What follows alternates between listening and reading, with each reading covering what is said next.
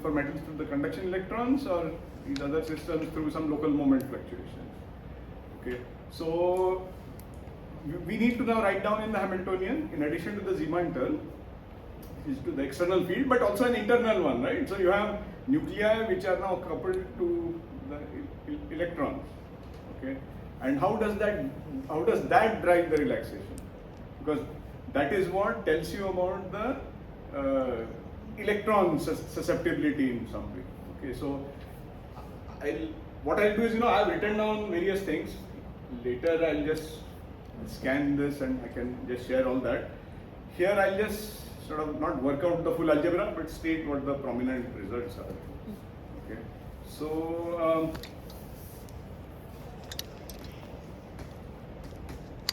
for example, you have nucleus, and then you have that interacting with the electron. So formally this is written down. Again, we are doing always Gaussian units, so you'll always have this 4 pi by 3 and this kind of no mu naught, no epsilon naught, nothing. It's still in literature, everybody uses in this field just Gaussian units. No matter whatever people tell you that, oh, SI hai, MK, actually there's no difference, right? So it doesn't matter. So the spin Hamiltonian is then 8 pi by 3. So electron moment, nuclear moment, and then delta function to take care of the fact that the nucleus is actually localized at some point, r equal to 0 and so on. The electron is, if you're talking about a metal, that was delocalized. And so this is what you have to evaluate finally. So of course, our usual notation. So electron moment is, so gyromagnetic ratio for the electron, h bar spin. On the other hand, the nuclear moment is gamma h bar I. Right? So that's our standard notation.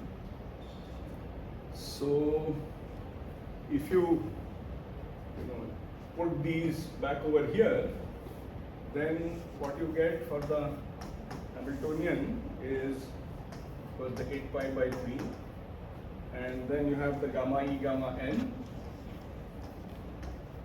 h bar square, right? It's just falling from here, and then I dot S Dirac delta.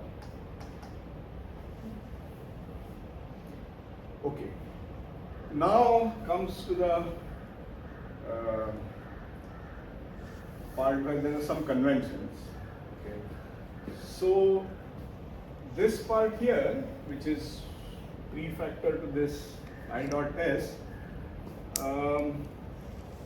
one of the conventions. This is some hyperfine interaction. There are at least 3 conventions. I'll tell you what the various conventions are, and the units of A depend on that. Okay, I'll tell you also which we usually actually employ in our calculation. Most NMR people what they do, but the others are also, depending on what we're doing, others are also common. So, right, so I has no dimensions, S has no dimensions. Dirac delta, the theory should know for sure. Dirac delta has dimensions.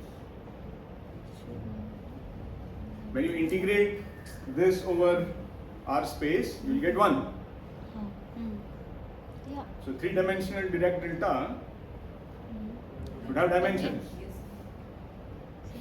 What are the dimensions? 1 upon, louder. So 1 upon this meter cube inverse. Inverse volume. Yeah. Dirac delta has dimensions. Okay? I mean, just think about it. Integral Dirac delta is 1. So Dirac delta has to be defined with a 1 over volume there, so that the volume from the integral will cancel. And finally, there is no unit in that, right? So, okay. So up to here, if you define your A as this quantity, 8 pi by 3 gamma in gamma and h bar square, then this A has dimensions So Gaussian I'll use. So erg per cubic centimeter, right? So Hamiltonian expectation value, etc. That should be energy. Okay, so the volume should cancel and you should get energy. This is again one of the conventions. We'll write in different ways. So before actually going further on this, so what should be the units of magnetization, susceptibility, Bohr magneton in our this ERGS kind of units? No, most of you probably have not thought about this too much, but we'll write down, okay, so that you have a record. Now remember, magnetization can be written in different ways. You can either normalize it to the volume, normalize it to the mass, or normalize it to the molecular weight. So magnetization can be per unit volume, per gram, or per mole. All are equally correct. It just depends on what you want to do and how you want to write it. Okay. So there's a likewise. So there's a molar magnetization, there's a volume magnetization, there's maybe mass magnetization. Accordingly, susceptibility is m by h. So accordingly, there's a volume susceptibility and molar susceptibility and maybe mass susceptibility. Okay, we usually use molar susceptibility because when you want to compare different materials, per gram doesn't sort of make sense. Which is the magnetic ion? So for 1 mole of these magnetic ions, what should be the magnetic susceptibility? So that sort of makes more sense. It strikes a chord, so we use that. Anyway, so you have molar mass, molar magnetization, which is magnetic moment per mole, right? Or volume magnetization, which is magnetic moment per cubic centimeter, Gaussian units finally. Okay. Or I don't know, mass or gram magnetization, which is so this m is not mass. Okay, always we use same symbol for many things. It's the magnetic moment, so that's why the m. Magnetic moment per gram. Okay, so maybe you note somewhere that this is the symbol here for magnetic moment. In several literature, it is generally mentioned as EMU for. M is in EMU. So as my supervisor told me like 40 years back, this EMU is a very bad unit. You see, you use it electromagnetic unit. One doesn't know what it is. You'll use it for magnetization. You'll also use it for magnetic moment. So I agree. A lot of people will write EMU per mole for the susceptibility, but it's opaque. Exactly. So in our group, we don't use EMU per mole. It's so confusing. It's electromagnetic unit. It's not, what is it in terms of cubic centimeter molar? It doesn't tell you. They'll use susceptibility also EMU per mole, for magnetic moment also EMU, magnetization also EMU. So it causes total confusion. You're right on the dot. What is this EMU? Nobody knows. I mean, people know. But it's just like ESU. So electrostatic unit. It's for units, Gaussian unit for charge. This is maybe one of the reasons you move to MKS, then there is clarity. There's no such funny ESU, EMU. Okay. हम लोग को जब data receive करते हैं तो हर जगह EMU लिखा रहता है. Yeah. But in our thing, we'll not put EMU is equal to centimeter cube. You'll have to write down how you get that. Because when you measure the magnetization, there also answer is written in EMU. ऐसे कैसे हो सकता है? You divide by the field, it's still EMU. I mean, it's totally confusing. Because that EMU, which you write in the susceptibility, is different from the EMU you write in the magnetic moment. But how will you know that? Okay. So we avoid, to the extent possible, writing this EMU. We'll see what we do actually. So, but in general, like when we take raw data, is it in generally done in EMU or like in Bohr magnetons? I'll write down what those units should be. So you're saying a machine measures, so that's a magnetic moment. Right. Because you put 10 gram, you put 20 gram, it will measure double. So what is that? So it will usually write EMU, agreed. But what does it correspond to in terms of some more fundamental unit? That's something exactly what we want. So EMU जो instrument में रहता है, that is by default or we can change also? I don't think we can change. You're talking about the quantum design in magnetometers. I'm not sure we can change. The measured value is the moment. So if you took half a gram, 1 gram, 2 gram, whatever, it just scale by that, and it's not dividing by anything. I think it's just EMU. It is just And later everything divide by field, divide by mass or mole, etc. That you have to do. Yeah. So that's EMU. So that's not wrong. It's the moment measured. That's EMU. Yeah. But then susceptibility is also EMU per mole. But susceptibility should normalize. The magnetization should be with the moment normalized to something. So we'll see. Now, okay. So correspondingly, so what are the units of magnetic moment? In more fundamental sort of the things we understand. So this we keep by the side for the moment. We tackle this other part. So, one useful point is that, see, in general, mu dot h is what? Energy. Okay. So this has units of Earth. Also remember, in Gaussian units, h and m are actually in principle Ørsted and Gauss, but we use interchangeably. Don't worry about it. Okay. So magnetic moment has units of Ergs per Gauss. Okay. Another point you will realize. So energy density, like electromagnetic energy density, क्या है?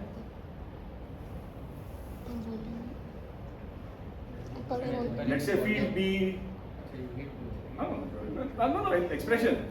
You have a magnetic field B, let's say, electric field E. What's the electromagnetic energy density? You have done this electromagnetic theory,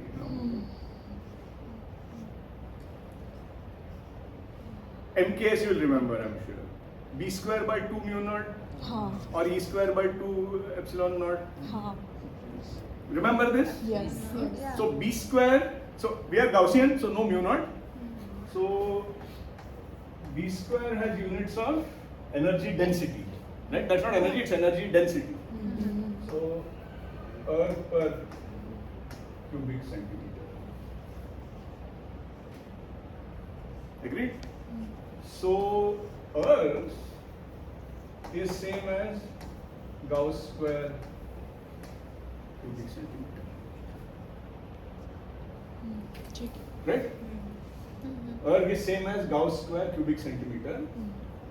So next thing is, so magnetic moment is another way to write.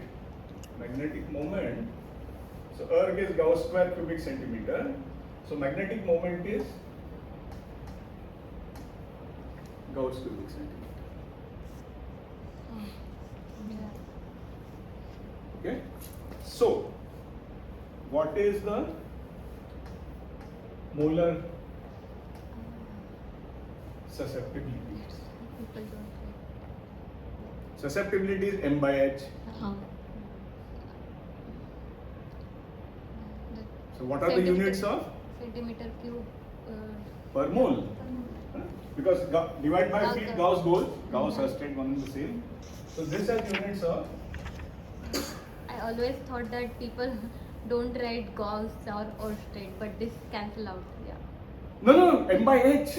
Yeah. It cancels. But it cancel out. Yeah. So molar susceptibility has units of cubic centimeter per mole. Likewise, the gram susceptibility has units of cubic centimeter per gram. Volume susceptibility units are what? Dimensionless. So often that might be a preferred way in theory or something, because you don't worry about anything. You divide by the volume, then it's dimensionless. Okay. We, for various reasons, real materials we deal with, we prefer this bunch of units. Okay. So you are asking, the machine measures a magnetic moment. What is it in these units? Gauss cubic centimeter. So when you write magnetic moment not divided by anything, it's Gauss cubic centimeter. This is EMU. Gauss. Yeah. That is EMU, yes. When you are talking about the magnetic moment. But then they write susceptibility was also as EMU per mole. So there the field part is also, there's a division by field also. So the two EMUs are different, right? Agreed.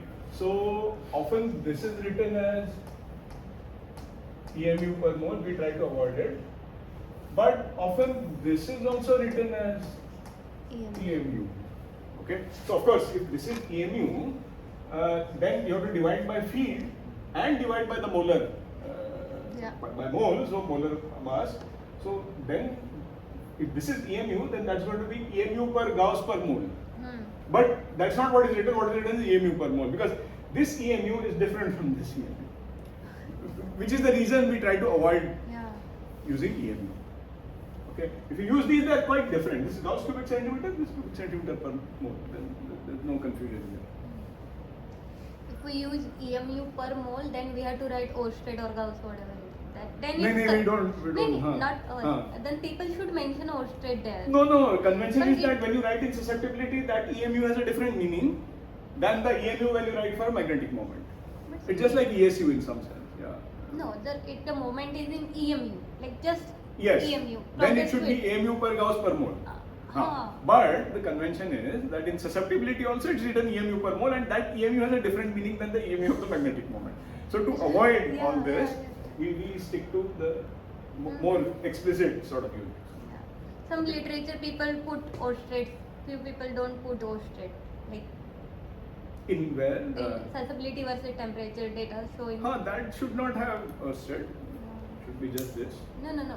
If But- EMU per mole. Nobody writes per. Nobody writes. Everybody will write just EMU per mole. Okay. That's the convention. To avoid confusion, I think they should mention the magnetic field at which the. Which they do. Yeah, absolutely. One should mention in which magnetic field it's measured. That. Also, there is a fundamental issue. Magnetic susceptibility is dm by dh in the limit of h going to 0.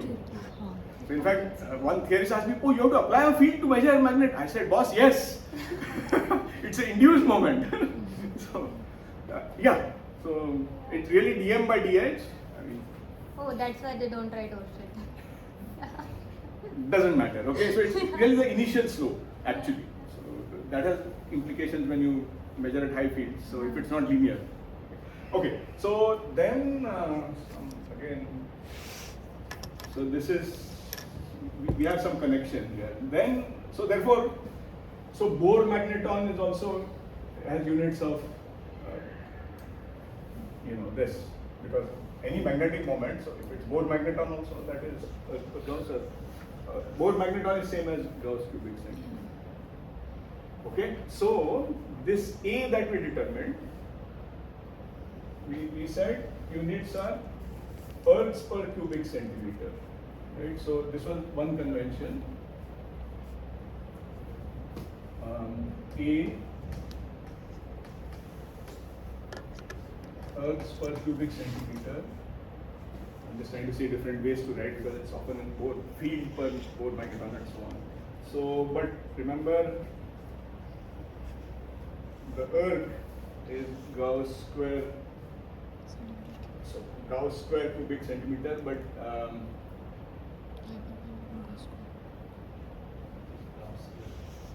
yeah. So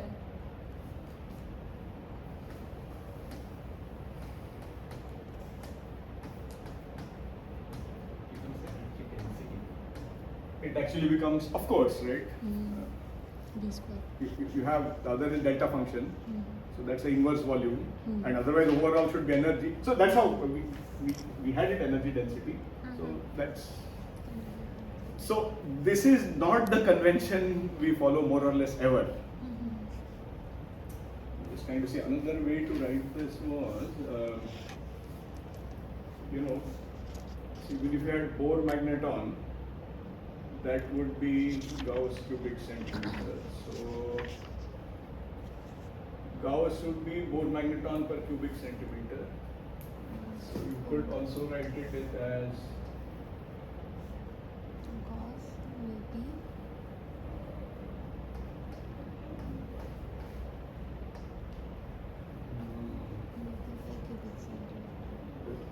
reason I'm trying to connect is other ways to write the Level. hyperfine interaction is either just field or field per mu b. So whether we can write this in something of that form.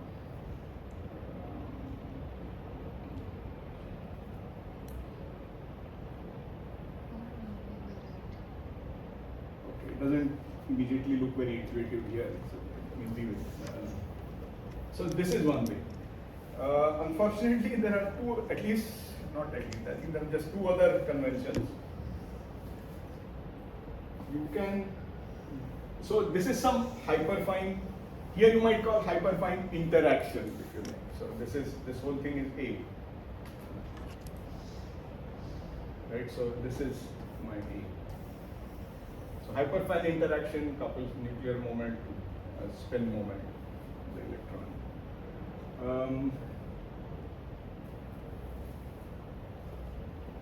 You are later dealing with, T1 process where you're dealing with fluctuations of the electron, fluctuations of the field of the lattice of the electron.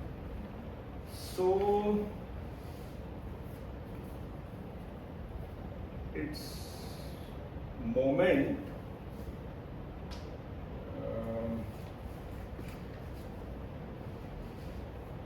we'll come to it shortly. It's also written as, so local field is written as some, so this is a different A now, right? So A times S. So if you have electron spins, they are giving rise to a field. Okay, and that field H is written as some, again, this different A now, some hyperfine field times S. The S exerts a field on the site of the nucleus, the hyperfine field. If you write it like this, then again I'm trying to just split here. This may be called hyperfine interaction. Here you will call it hyperfine field.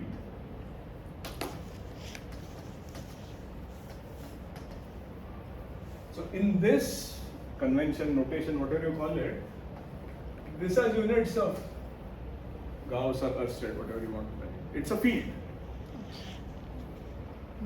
Yeah. Okay. But then S cannot be dimensionless. Here I think S was dimensionless. No, S is dimensionless. No. This is moment. Yeah, this is, see, G E h bar by 2 mc, so G mu b. This is moment. Remaining is dimension. S is dimensionless. The h bar has been removed. So,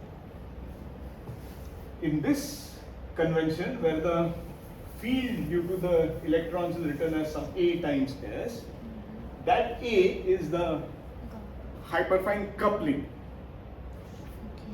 units of field.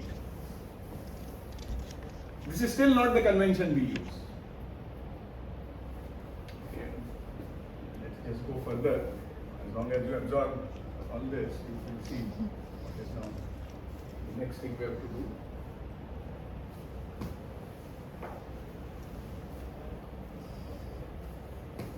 Right, so this was one. So A was Hertz per cubic centimeter, or that's same as Gauss square. The other convention which I just wrote down, where you're saying the hyperfine field because of the electrons, so the field, right? So those are the units. Then the third one, which we'll do later, Gauss or Ørsted, one and the same. So in another third convention, this hyperfine, so if you like, this is called, let's say, the hyperfine interaction. It's some energy units. This is maybe hyperfine field, and this is hyperfine coupling. So for every Bohr magneton, how much field you get? Okay, so if you divide this by Bohr magnetons, then you get. So we are usually following this one. What is the hyperfine coupling? We'll see how various other things emerge from it. So, okay, this is the one I'll show later. This is the one we always use. Ørsted per mu. So with the Hamiltonian which I wrote down, the energy units for A, energy per volume units for A.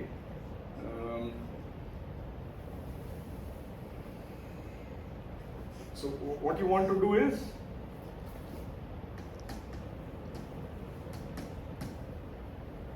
interaction energy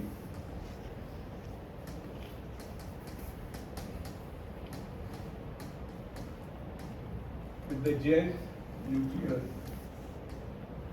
spin. If you want to write that, then and you again you have to work through the algebra which is there in Schlichter, for example. What you get is minus gamma m h bar.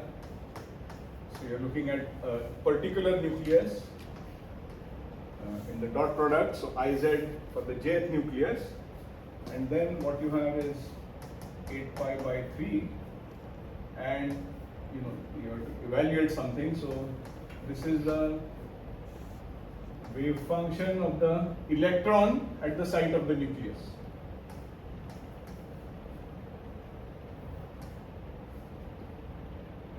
This has to be averaged on the Fermi surface. We are talking about now band electrons, and multiplying the spin susceptibility of the electrons. Okay, so this is what the interaction energy for the jth spin looks like. Okay, just working out in some more detail. You have to do some averaging. Finally, all the electron band contributes to what the field is at the nuclear site. So this is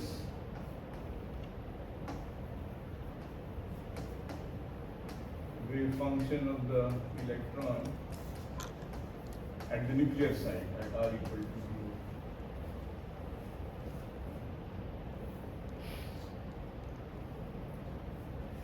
So based on this, you can again with some work. You can remember this curly H is Hamiltonian.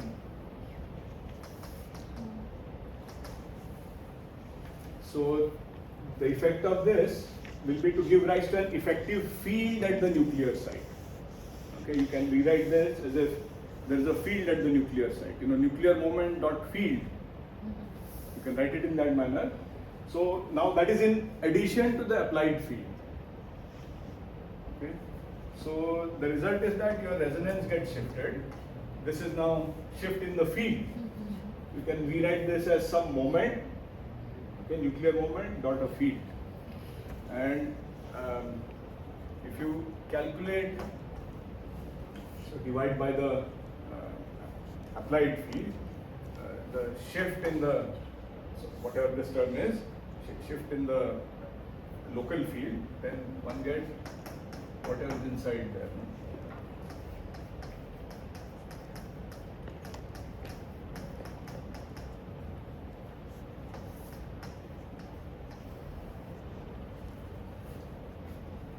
So this goes by the name of a night shift.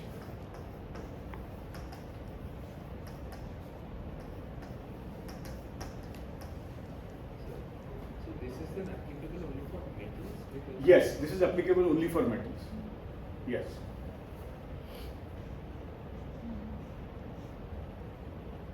So situation with local moments is different, which we'll do later. So this was first observed by Knight in copper metal, that he found that the resonance, gamma's gyromagnetic ratios are known. Okay, through some nuclear physics, etc., different kinds of experiments. So usually quoted in like megahertz per Tesla.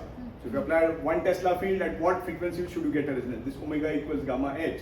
So once the gamma is known, you know at what frequency you should observe a resonance. Once the applied field is which is in your control. So he found that there is a shift of the copper resonance, and the reason is this. Okay, now you can think of writing this also as this may be a fourth convention.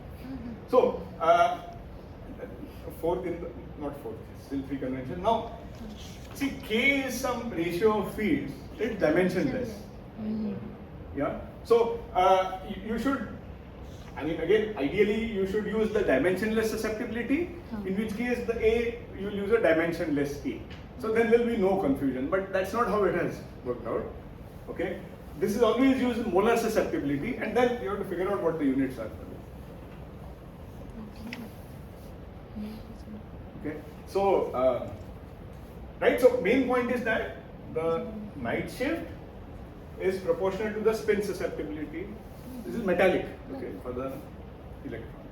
So, measuring the night shift is an indirect way of measuring the spin susceptibility. Okay. The hyperfine field, of course, more the electron, I mean S electrons. What is the wave function for S electrons at R equal to 0? What is the wave function for S electron? It is exponential minus r by a naught. Louder, louder. Exponential minus r a No, naught. exponential.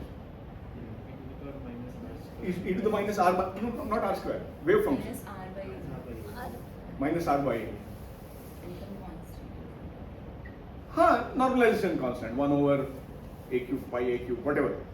E to the minus R by A. So at R equal to 0, wave function is not 0, S electrons. Right? So this is not 0. So you have a huge hyperfine field because of S electrons at the nucleus. Okay. Those are the core electrons. Or Right. Right. So, okay. 11 point. So, firstly, that interaction when you are dealing with S electron, so you will need unpaired. Okay, something like lithium metal. So you will need lithium is what is the atomic number? Lithium 3. You should know this top of your head. At least 15 elements in the periodic table. 3. So you have one unpaired electron in 2s. Okay. So that's the balance. so that's giving the core is gone, that doesn't contribute, but this one here, the one in the 2s, that's what will give rise to a field. Okay. So this goes by the name of a Fermi contact interaction.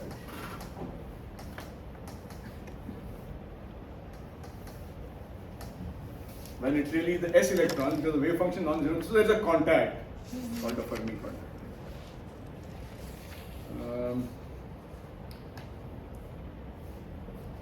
So, for example, in metallic lithium,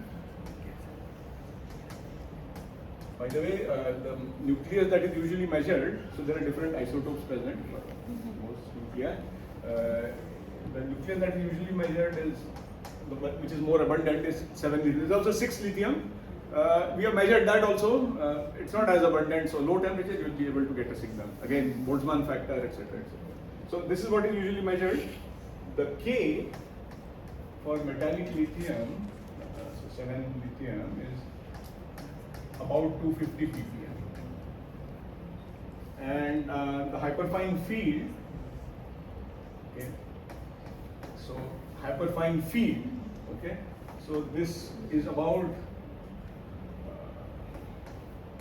in this one maybe something, but in general, for the Fermi contact interaction, where you have either 1s or 2s, 3s electrons which are giving rise to the Fermi contact interaction, the hyperfine field is of this order. Okay, 1 to 10 Tesla.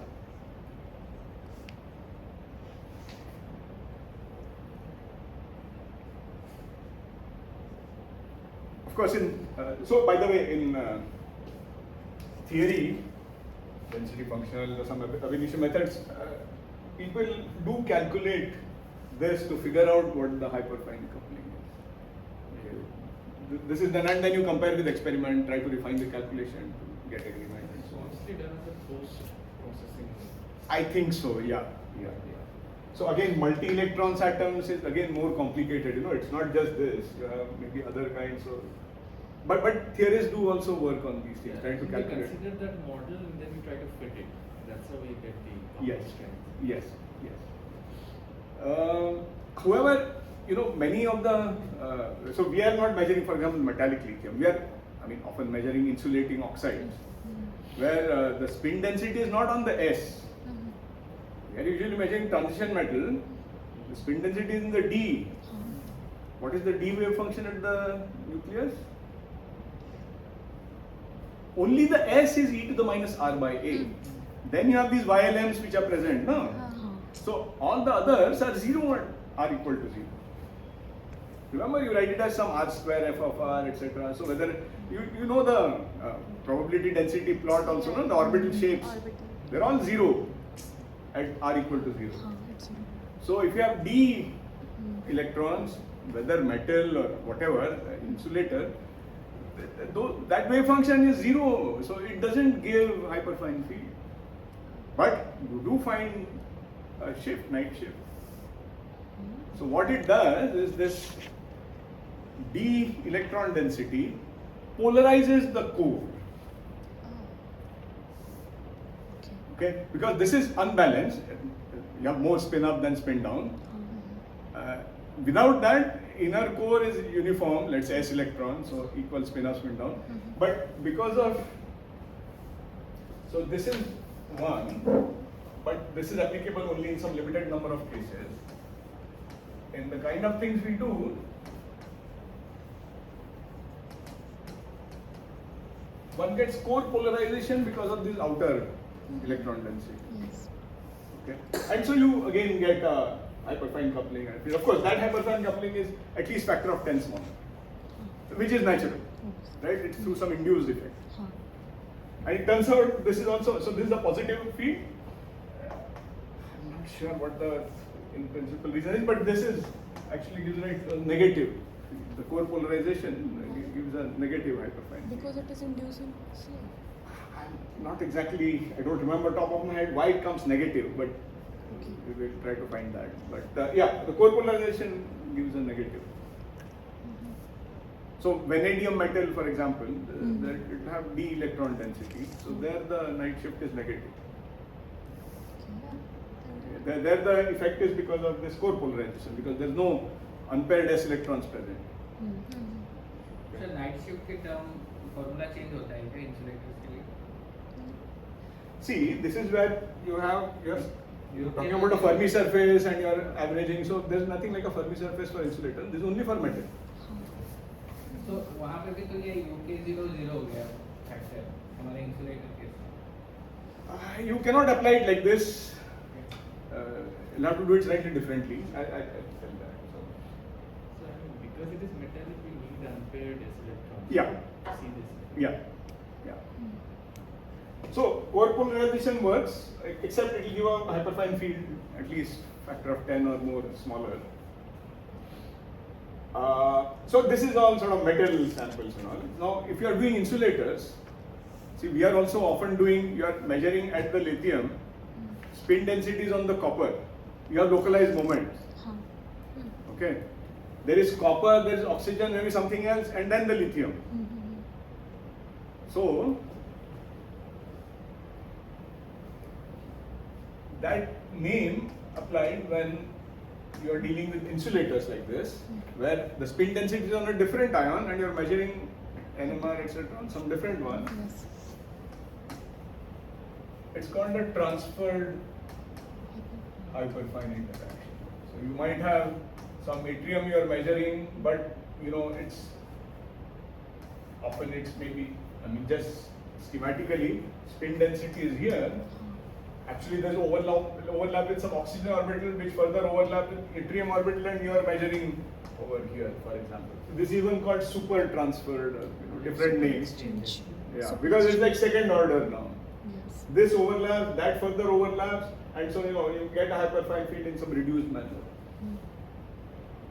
Okay, so generically transferred hyperfine interaction, or often some super transferred, whatever, doesn't matter, some transferred hyperfine interaction. So insulators, it's going to be like this. But still, generically K is A chi. Now, if you want to express, did I miss something here?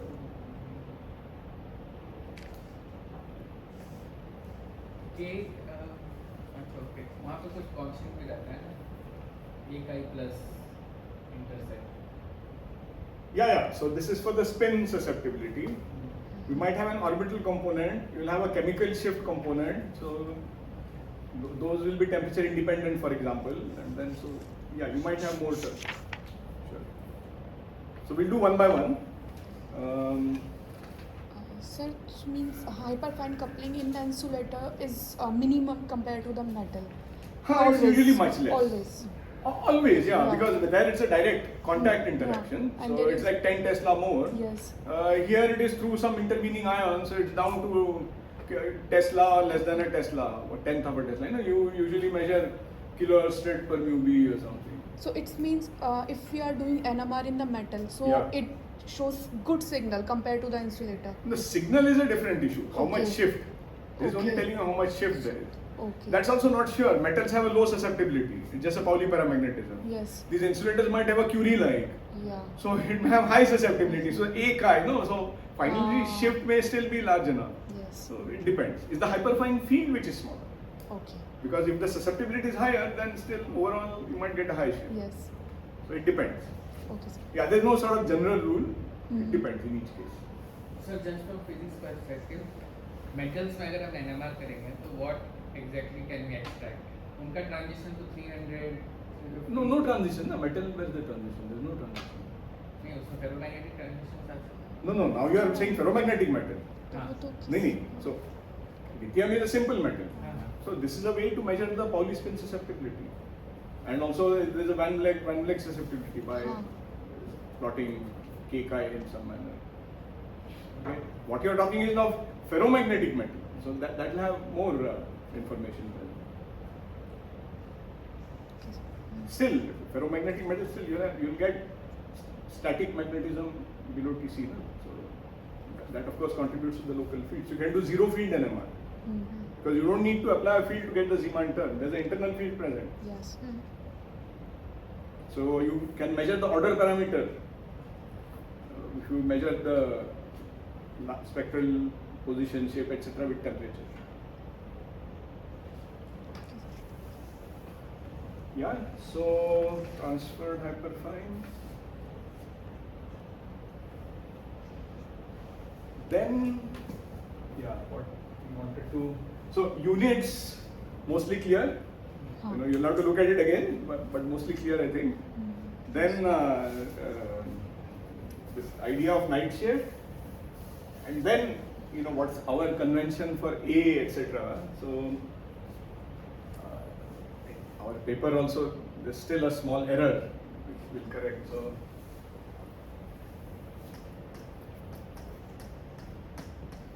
So our convention is to write A in units of state per mu B.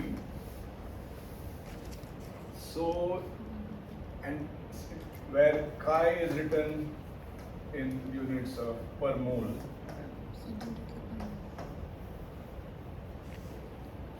Okay, so K is still required to be dimensionless. So the corresponding thing is Avogadro number times A is A.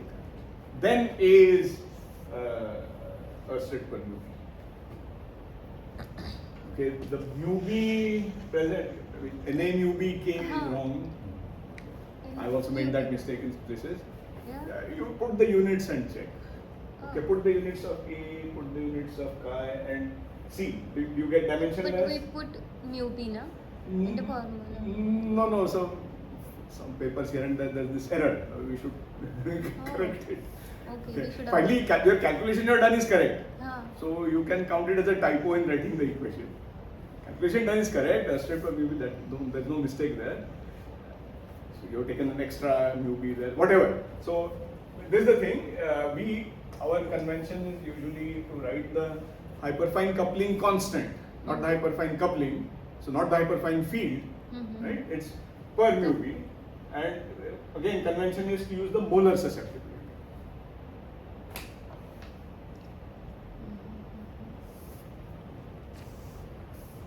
वो Avogadro number रहेगा वहाँ पे Right. I think that has a dimension of centimeter. This has Per atoms mole. per mole. So there's a per mole there. This has a per mole there, and then the remaining it should work out. You will see immediately. What is Ørsted per mu b? Magnetic moment per field, field per magnetic moment. Okay.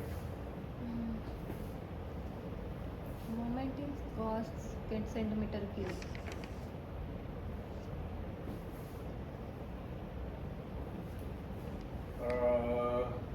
Moment is Gauss Centimeter. cubic centimeter. So ulta you want, na? So what is equivalent to Ørsted Gauss? I'll write it the same. Gauss per mu b. What are the units? Gauss per centimeter mu cube. b is Per centimeter. Gauss cubic centimeter. So this is per centimeter cube. Got it? So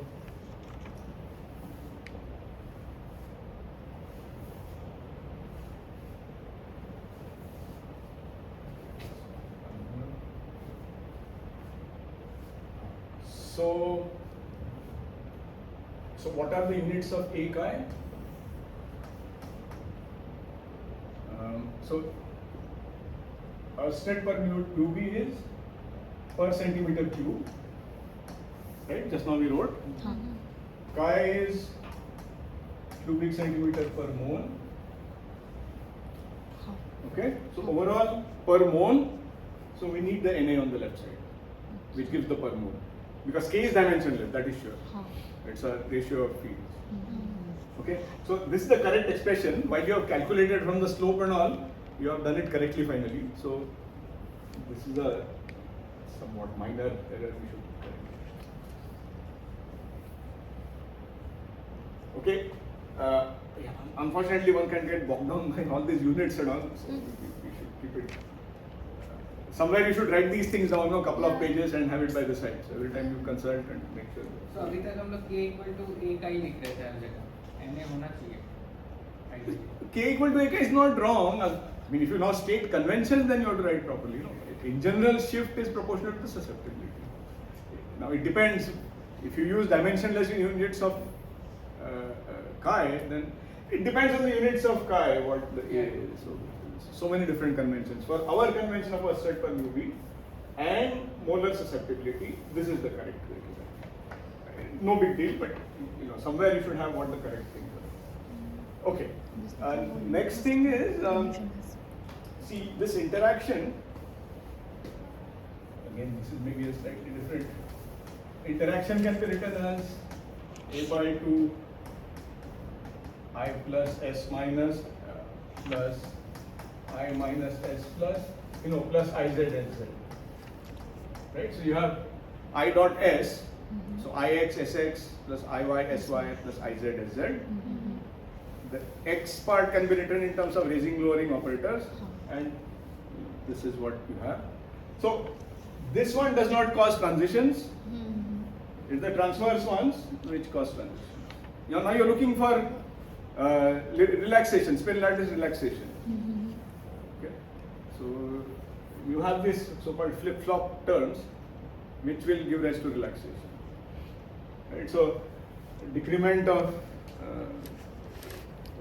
n by 1 for the spin nuclear part should be matched by increment by 1 for the electron spin part, overall energy conservation. So again, this A will be just energy, right? The way we have written the Hamiltonian. So just some nominal prefactor. Okay. Main point here is that it's this flip-flop terms which cause relaxation.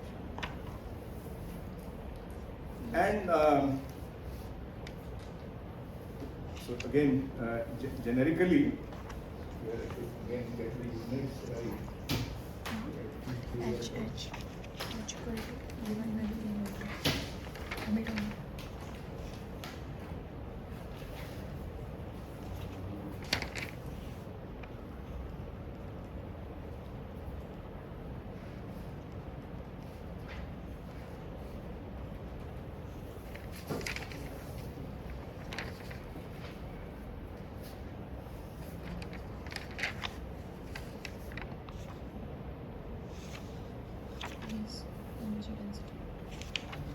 So I'll write some of the details in a little while, but very generically,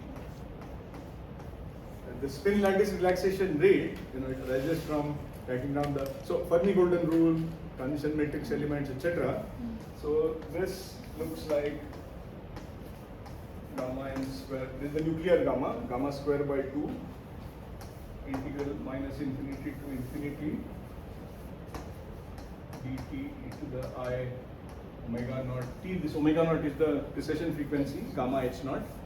Okay, and fluctuations of the local field.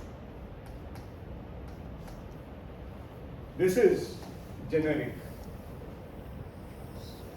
That relaxation arises from fluctuations of the local field.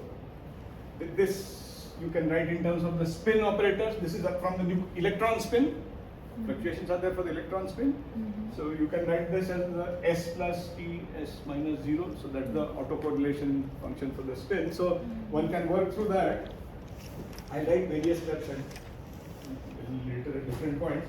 For now, if you use this and then you have to write h plus in terms of the s plus and h minus in terms of s minus, okay, through a gamma h bar, gamma e h bar, right? And then one has to work the integral. So I don't show those steps, but the result of doing that gives, for a metal, 1 over T1 works out to,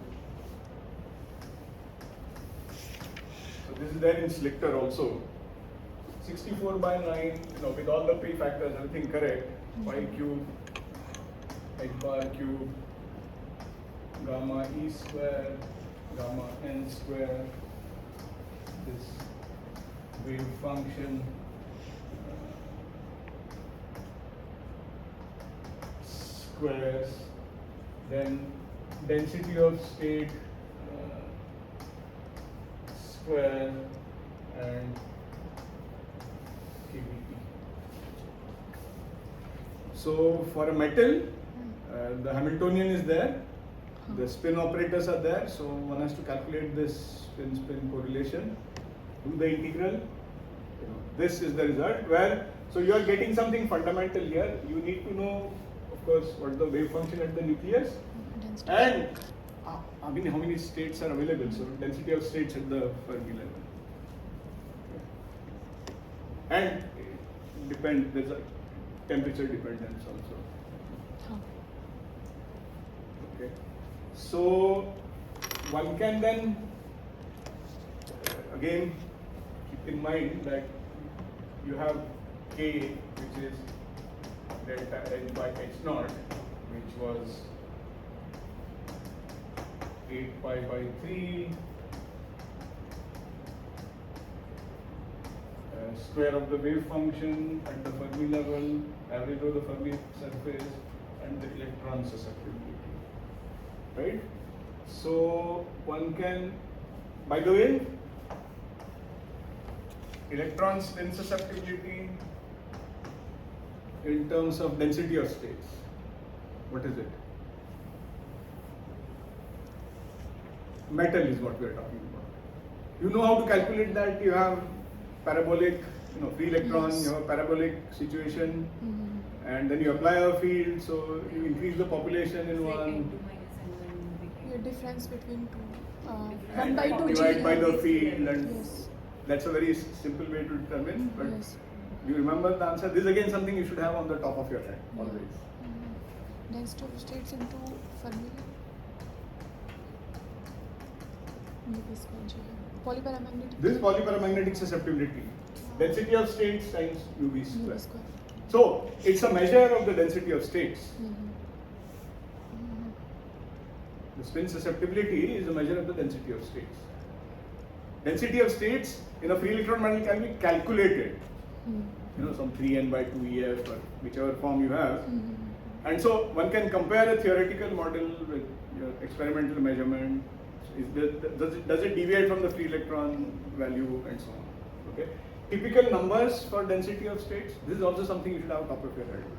Usually one or so states, again convenient units are states per EV per atom, something like that. Number of states available. So number of states is the order of 1. Okay, one can calculate these, by the way, in a free electron model. So point is, one can recognize part of it as some k square, right? You have already 64 by 9 pi square. There's some 64 by 9 pi square. There is a square of the wave functions already there. Okay. Then density of states square is like chi square. So overall, one just looks at the units correctly, you get k square T1T equals h bar by 4 pi kb gamma E by gamma n square. And this goes by the name of Korringa law.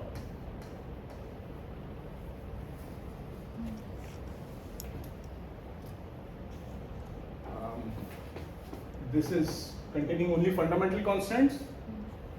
Okay, so for example, free electron model type of thing, they should be valid. So you make a measurement on lithium metal, measure the shift, measure the T1, as a function of temperature, calculate what this is. It should come out to be some value which should agree well with just from these fundamental constants.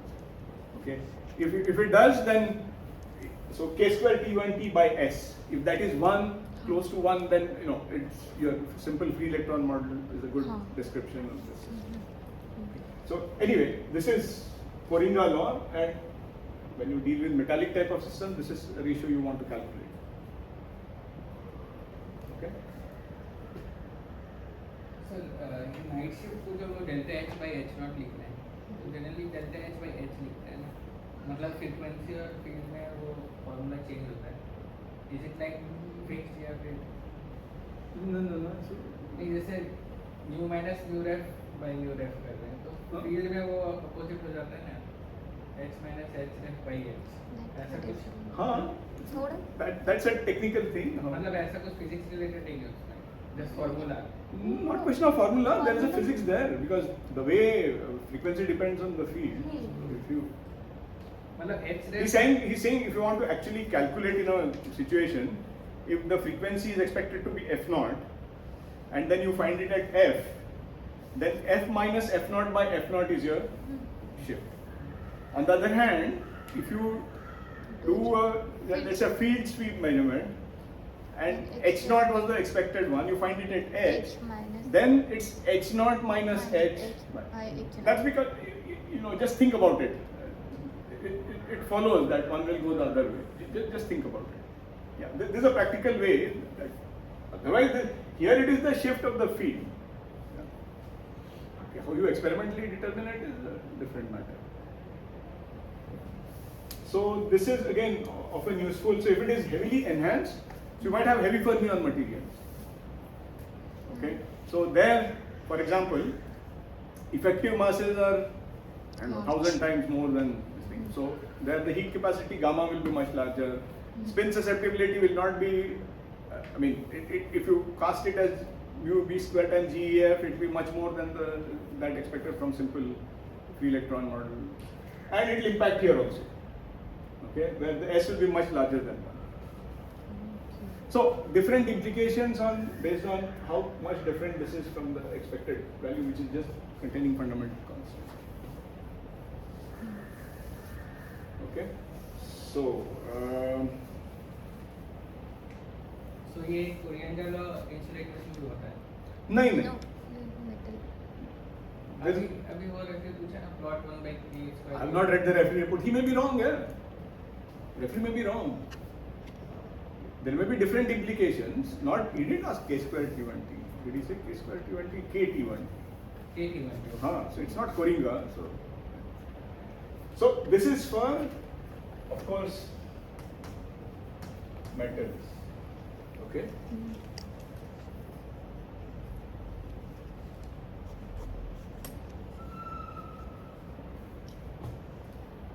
Then we also want to know, we are, at least in our group, we are rarely dealing with metals. We are almost always doing insulators. And then you have local moments somewhere, and then not band electrons, so no wave function at the Fermi surface, nothing of that sort. And then we are looking at fluctuations of that to causing relaxation. So whatever that is, this is still valid. This is generic. There are different ways to write this 1 over T, and I'll write all 2-3 ways. So you just have to evaluate this differently now for local moments, and then K, if you still define the K as delta H by H, then K square T1T will not work out to be some fundamental constant containing thing.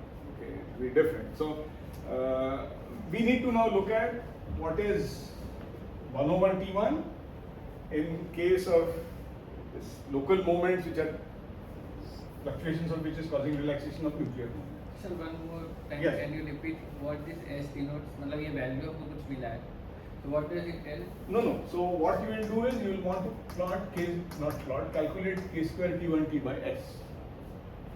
If it is equal to 1 or close to 1, then your material you are looking at is almost like a free electron material. So not much correlations. But something like a heavy fermion material, then this will be much greater than 1, because that's how some of the things are impacted. You have much higher density of states at the Fermi level than you calculate from a free electron model. Effective mass is much higher.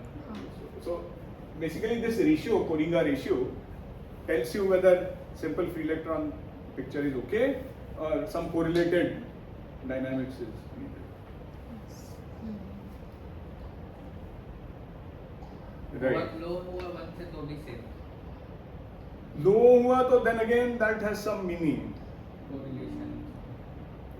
It has some meaning. So It's like non-Fermi. there it's more to do. Sorry. It's like non-Fermi. I don't know. मतलब maybe. Yeah, I mean, this is close to 1. It's like Fermi liquid. Like once it is much away from 1, it deviates from simple Fermi liquid behavior. So if you have antiferro, I think it's less than 1.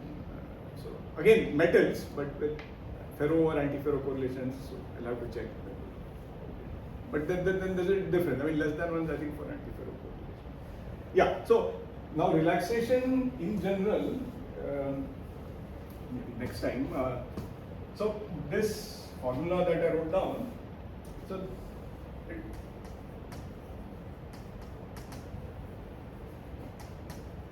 I will not write out the full theory, but next time. So it follows from this Redfield theory. Okay. So there's Liouville equation. You're writing. You have to write the density matrix. You're writing d rho by dt in terms of some commutator. Okay. So one has to actually do that by putting the correct Hamiltonian and then get the final thing. I'll not do all that. At least we'll write what the result is, and then in some limits what happens. And there are, you might have seen different ways to write it. So there is one form of 1 over T1 where other than we'll write all the correct prefactors. So in terms of these fluctuations of the field, but also in terms of K space, Fourier transform of the hyperfine coupling, that's this AQ, and dynamical susceptibility of the electron. This is another way to, the same starting formula is the same, this H plus H minus fluctuation, but finally the way is to express it in this manner also, which is Phase space evolution, I think. Sorry? Liouville's theorem, what does the phase space evolution? in where? Evolution in the phase space. Yeah, that's right. So probably that's why we take the Fourier transform and then. Yeah. Some steps I'll write down. So this is also a popular way to write, because in many cases the A is actually Q independent, and so it comes out of the summation. and then our NMR frequencies compared to other electron transition frequencies are very low. So you can consider in the low frequency limit, what is this sum over, so first gluon zone, sum over q of this chi double prime q omega. You know, if you have single local moment, then this is actually just the local moment susceptibility, q re-like or whatever. Okay, the uniform susceptibility. So q equal to 0, omega equal to 0. Paramagnetic. There are some variations, I'll tell about that. So that's why this is a popular form, because then in many cases this might be looking like 1 over T, and then you also have actually a T over here. And so that cancels and you will get at high temperatures 1 over T1 temperature independent. And actually the value also you can find out if you know the hyperfine coupling from your night shift type of plot, and the other prefactors are fundamental constants, so known, so one can sort of do a comparison. You might have antiferro moments, and so that in that case this is written in a slightly different form. We'll see on that. So the general form is correct. It's often written in 2-3 different ways in practical application. This is, you know, based on this you write something that's Moriya's theory, back in 1963 or something. Okay, but for our use, I'll write down what the final formula is with the correct prefactors that you have it on record. Don't make a mistake. You know, and then sometimes work through the algebra to get to that.